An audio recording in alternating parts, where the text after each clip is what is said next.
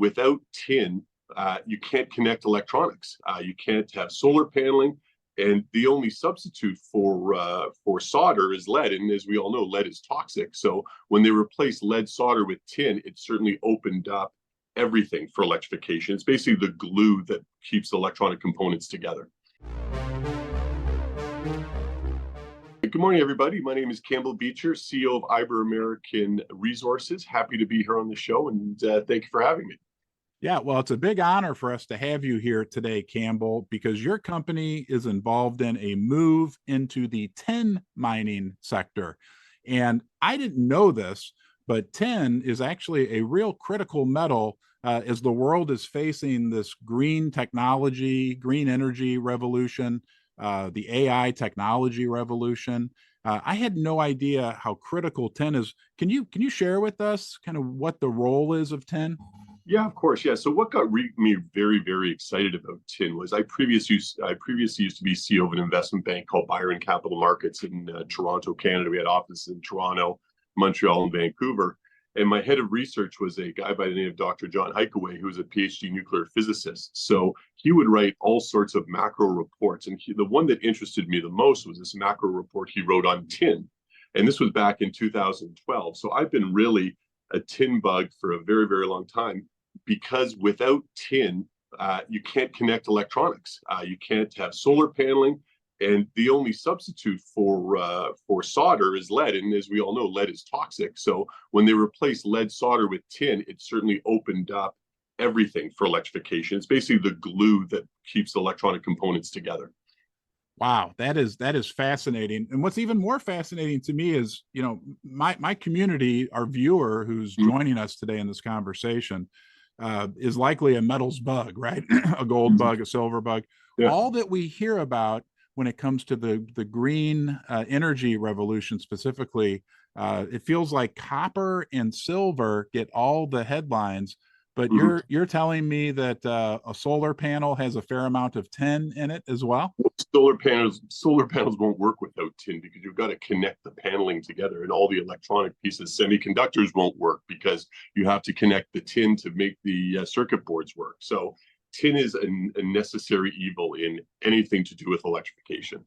Wow, fascinating. And I know there's a clip going around from everyone knows Rick Rule in the metal sector. And he called, I'm going to quote him here. He said, tin is the forgotten energy transition material. Okay, real quick, tin. Adam wants to know, what's Rick's outlook for tin price and equities over the next 5 to 10 years? Tin is the forgotten energy transition material. I mean, the tin price has done well in the last 2 years. I think tin continues to do well, to the extent that there's ever any need to solder anything for electricity.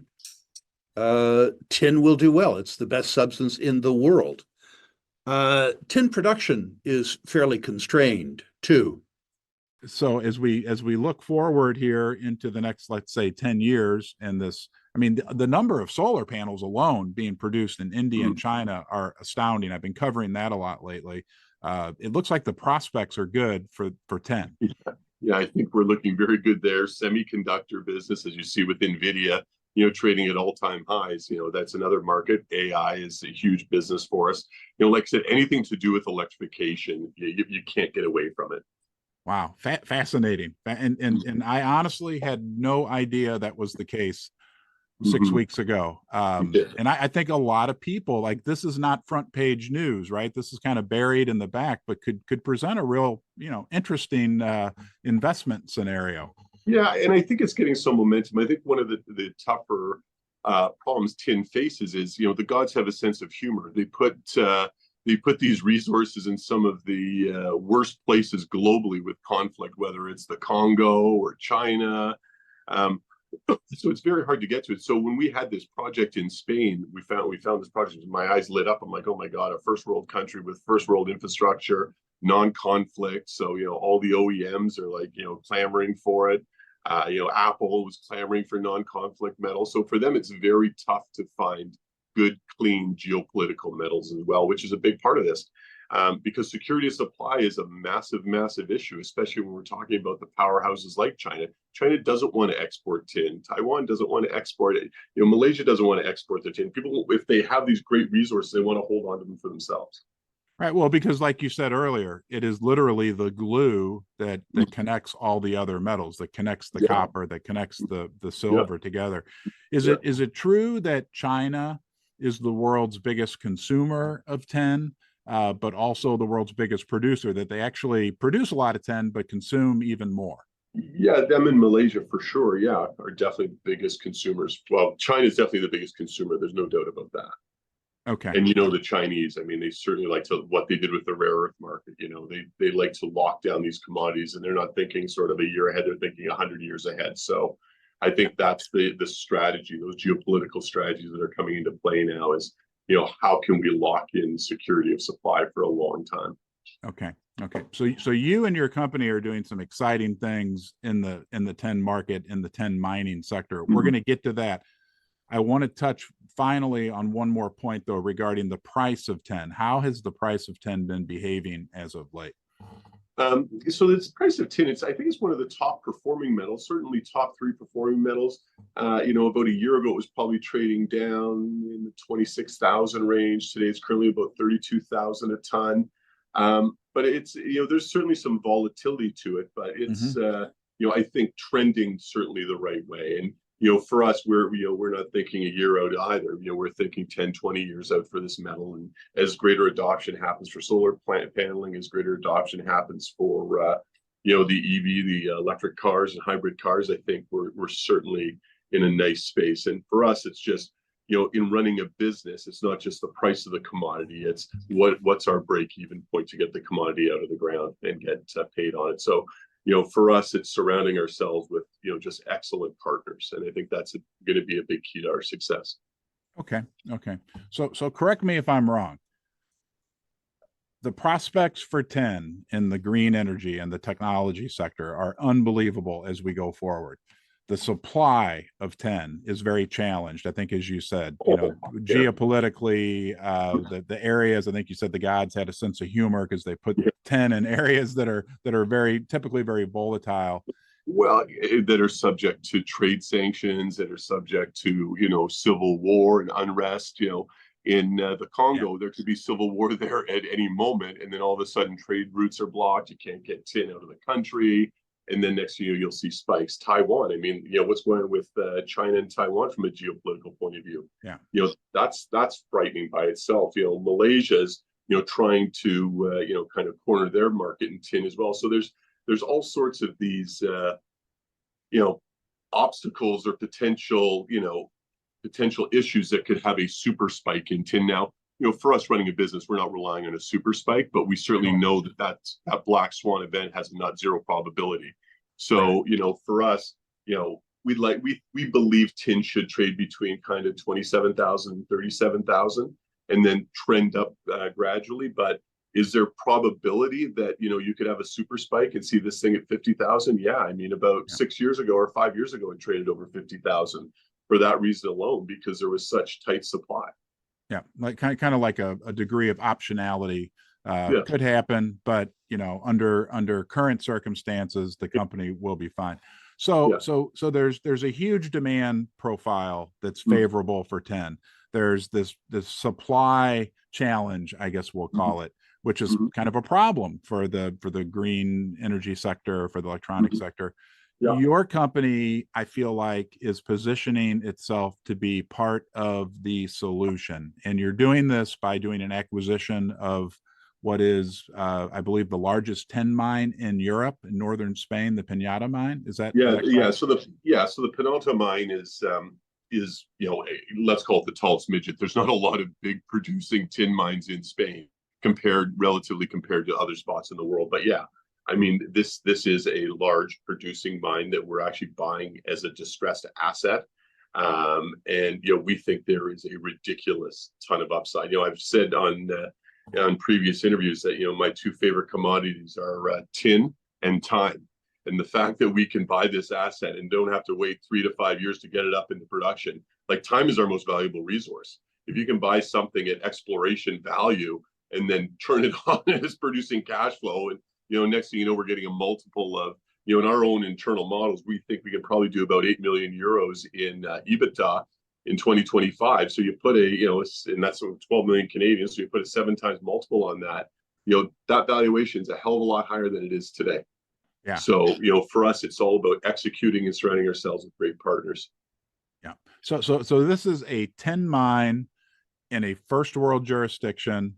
It has some history. It had produced tin in the past, Yep. and you're going to come in and add some efficiencies. Go ahead. Yeah, sorry to interrupt you. So the previous business was basically underfunded constantly, and they're constantly running into issues. And this is the problem. And the good thing with the team we put together, there's myself, Gene McBurney, who founded Griffiths McBurney and Partners, a legend on the mining banking side. For us, raising capital is one of our specialties. It's something we've been doing as a career. I mean, my career has been in it as an ex-investment banker. So, these types of businesses, they need capital so that you're not running on a shoestring budget. So for us, we'll be able to raise that capital, push the business forward, and then on top of it, surround ourselves with great, with great engineering partners, as well as actual tin experts. And I don't know if I've got a quick second to mention this, but yes. Gene and I were in Hong Kong talking to some investors about 3 months ago. And the woman who used to run Noble's metals desk, a gal by the name of Hannah Badrick, she came to us, we started talking with her, and she expressed a great interest in joining us. So, she ran the tin desk for Noble. And, as we talked to her, she reached out to Malaysia Smelter Corp. They saw our specs, and, she got excited about the project. And next thing you know, she's like, how can I get involved with this team? So when you have people of that stature that want to join, I mean, that's been the most exciting part of my job is really getting great partners, whether it's Hannah, Mike Jones, who used to work at Hatch Engineering, has joined us as our COO. David Young, who's one of our directors, used to work at Carlyle Group running the natural resources sector. We're really putting together, an A-list team so we can focus on execution, because execution is everything in the business. We don't want to get 70% of the way there and be a day late and $1 short. For us, it's execute, and then reward our shareholders with, great returns, because that, at the end of the day, that's who we all work for, is our shareholders. Yeah. Interesting. In this acquisition, I want to point out to our viewers, well, you mentioned this, but I think it bears repeating. This is not an exploration stage company. This is not, I guess you maybe could call it a very advanced stage company. I mean, you are basically going to come in and restart a mine. Yeah. The equipment's there.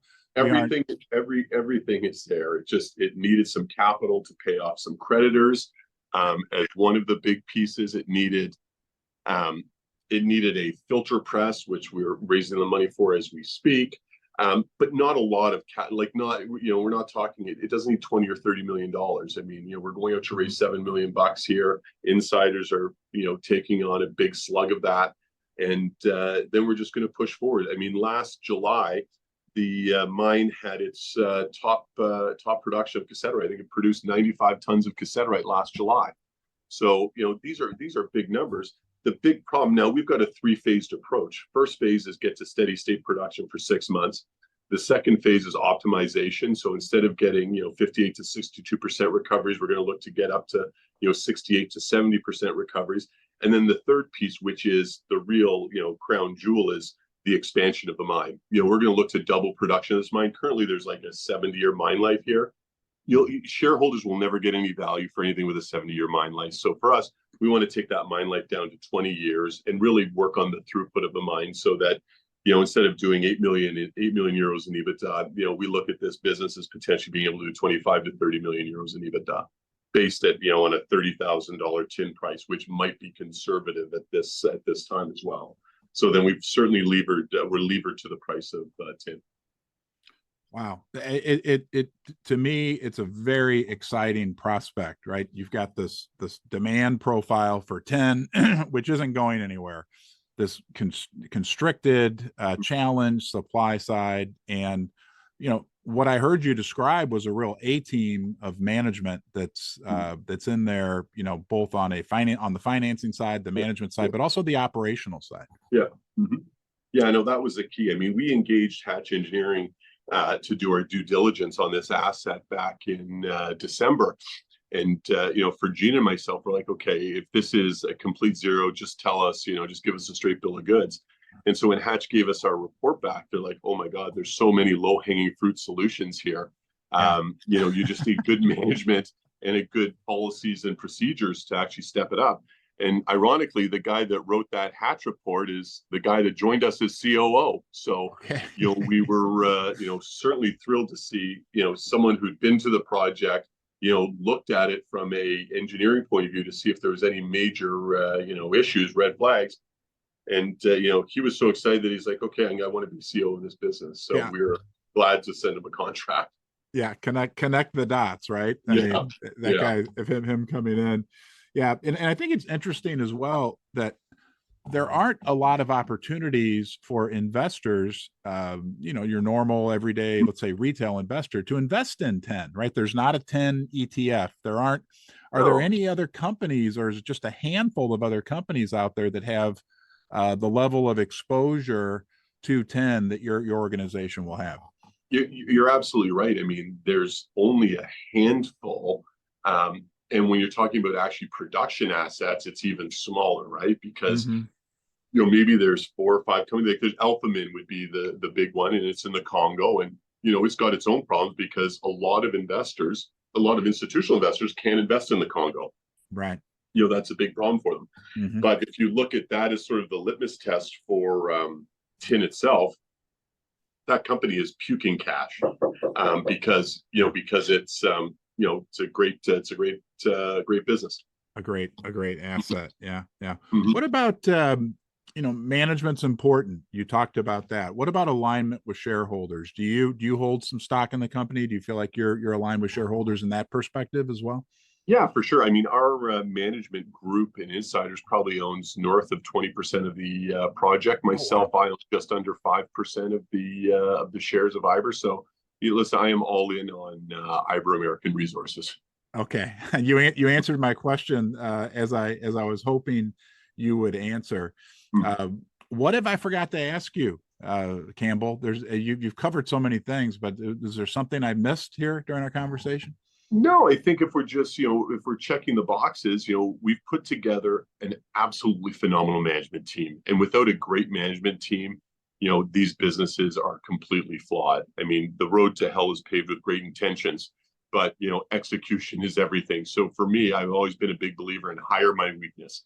And I do have a lot of weaknesses, but the good thing is I don't have a lot of staff. But that being said, we've been able to get a phenomenal COO, a phenomenal CFO.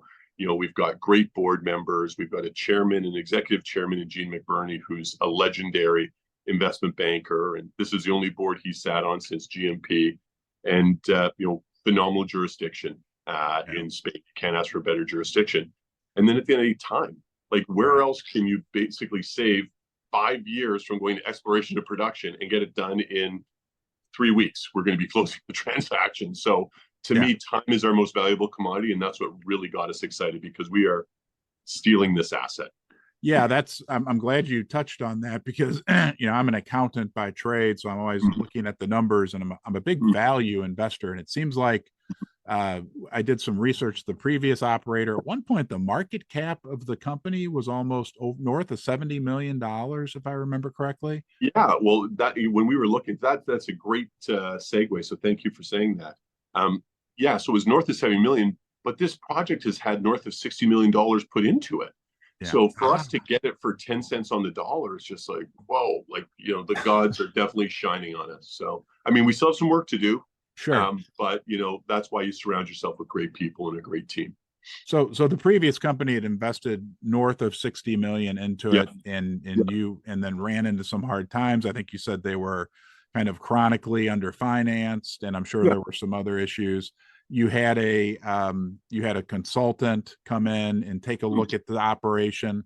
He wrote a report. He said, hey, there's a lot of low-hanging fruit here, which is one of my favorite things to hear. Oh, and by the way, I'd like to work for you on this project. Is that accurate? You're reading the book. You might be writing the book. I should hire you to write the book.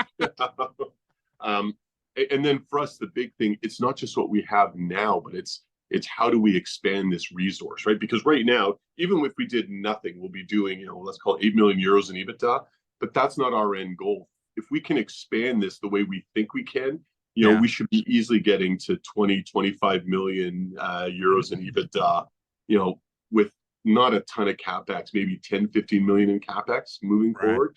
Those are not big numbers to get to. I mean, it's less, it'll be less than 1 times EBITDA. I mean, it's crazy. So when you look at those multiples now, investors have to have patience because like everything, you don't just turn the taps on and stocks get re-rated and trade at market multiples. But my job is to get out there in front of shareholders, which I plan to do. And I plan to really showcase the team we put together because, God, are they amazing partners. Yeah. Well, and you've done a great job today explaining, I think, to myself and to our viewer, kind of the opportunity there, right? I'll repeat it one more time. There will continue to be a huge amount of demand for tin. There will continue to be supply constraints in the tin market for all the reasons that Campbell explained to us. And you have a company where you're picking up an asset for pennies on the dollar. You've identified professionally that there's changes that could be made to this mine and that could increase the operations. And you have a plan for even growing the operations in the future. It's an exciting prospect. It really is. Yeah, thank you so much, Ron. It's very, very exciting. Yeah, well, and I'm becoming a big fan of tin. Maybe someday they'll be calling me the Tin Man. You never know, right? Exactly. I'll end with this, unless there's anything else that you want to bring up. The classic book, The Wizard of Oz, is based on silver and gold. The movie then kind of altered things. But there's a very critical character in that book and movie called the Tin Man, right? In the silver, they wouldn't have made it to the land of Oz, right? The Emerald City, I guess they called it, without the help of the Tin Man. And as I think about this transition that we're going through with green energy and technology, we can't get there without the help of the Tin Man, right? Absolutely. Well said. Well said. Thanks, Campbell. I just want to point out to everyone, I'll have the company's website up on the screen. The stock symbol is IBRLF in the US. Is that correct? Yes, it is. Yep, correct. Okay. And we'll look forward to talking to you in the future, Campbell. Thank you. Yeah, thanks so much, Ron.